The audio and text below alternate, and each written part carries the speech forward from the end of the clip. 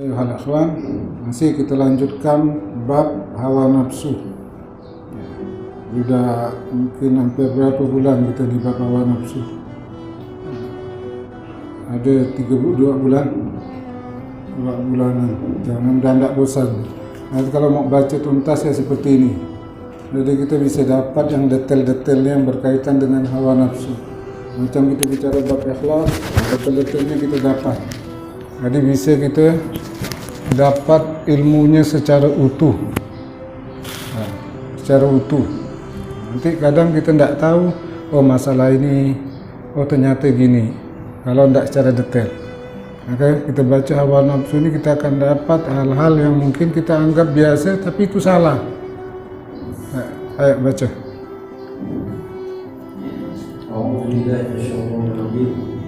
Berkata Imam Ahmad ibnu Athaillah Sakandari rahimahullah, min alamati ittiba'il hawa al-musara'atun ilan nawafilil khairat wat takasuli anil qiyami bil wajibat. Termasuk tanda mengikuti hawa nafsu adalah cepat-cepat melakukan amal baik yang sunnah tapi malas mengerjakan amal yang wajib.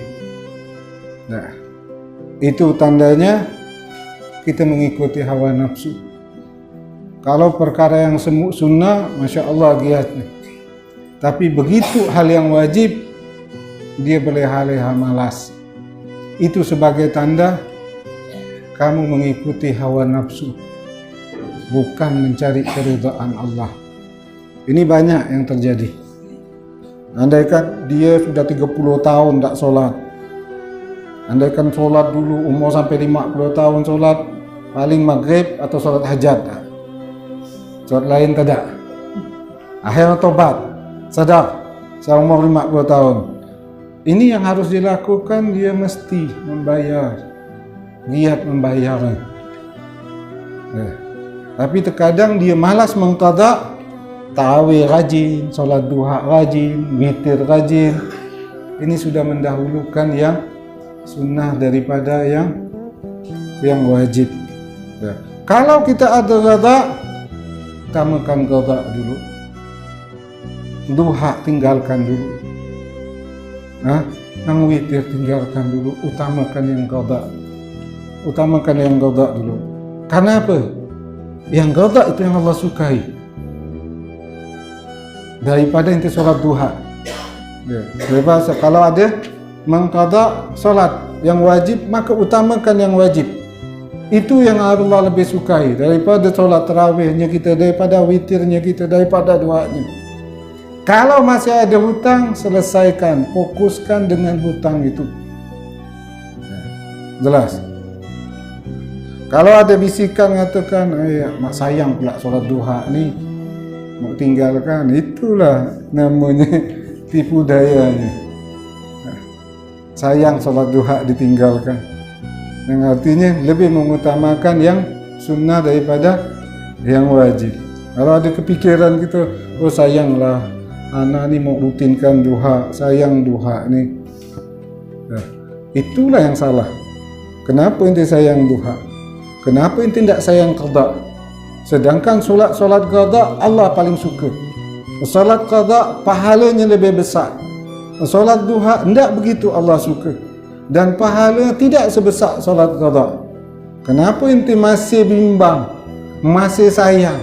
Seharusnya ente sudah bulat hati ente. Hati kita seharusnya sudah bulat. Tak ada. Tetap qadha dulu. Kenapa qadha? Allah suka di situ. Kenapa qadha? Di situ yang Allah paling suka. Di situ pahalanya yang besar. Jelas. Kalau nafsu enggak. Kalau nafsu nengok qadha, enggak ada. Tak ada bagian nafsu.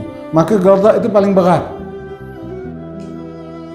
Itu dengar orang pahala solat duha, dia mau baca, mau solat. Tapi pahala ini dia ini yang sunnah luar biasa. Yang qadhanya berapa lama tak ada dilakukan. Ini tandanya dia mengikuti hawa nafsu. Kalau dia mencari keridhaan Allah, yang mana yang paling Allah sukai? Yang mana yang paling besar pahalanya itu yang kita ambil. Jelas. Ini kan banyak. Salat qada ada, salat sunnah jongkak-jongkik. Seharusnya qada dulu.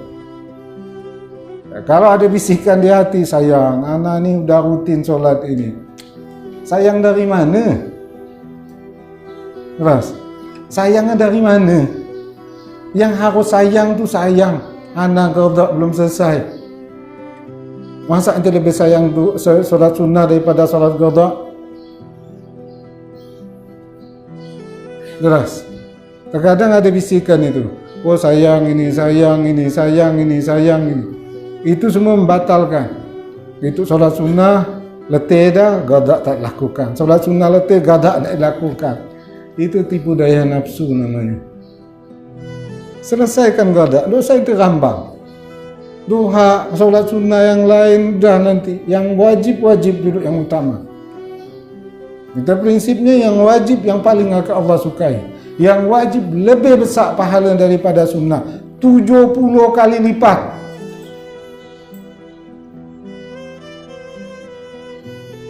Jelas. Biasa orang mau mulai ibadah lama, dia tidak sadar. Fokus sunnah, wajib ditinggalkan, lemah, salah jalan itu. Ya, tapi tidak boleh tak kita patahkan, arahkan dia untuk yang fardu yang utama. Itu yang Allah sukai, itu yang dicintai Allah. Kalau memang kita mencari keridhaan Allah, maka itu jalan-jalannya untuk mendapatkan keridhaan Allah. Utamakan yang wajib. Allah Subhanahu wa taala berfirman, "Ma taqarraba ilayya 'abdi bi syai'in ahabba ilayya mimma aftaradtuhu 'alaihi wa ma yazalu 'abdi yataqarraba ilayya bin nawafil hatta uhibbu ila akhiril hadis." Allah berfirman, tidaklah hambaku beribadah kepadaku dengan ibadah yang paling aku sukai, yaitu dengan melaksanakan kewajiban. Ingat ya, ibadah yang paling Allah sukai, ibadah yang wajib. Itu yang paling Allah suka. Kalau kita melaksanakan yang wajib, itu yang paling Allah suka. Dan kemudian setelah itu hambaku senantiasa beribadah kepadaku dengan yang sunnah. Setelah yang wajib baru yang sunnah, hatta uhibbu, sehingga akhirnya aku cinta kepada hamba tersebut.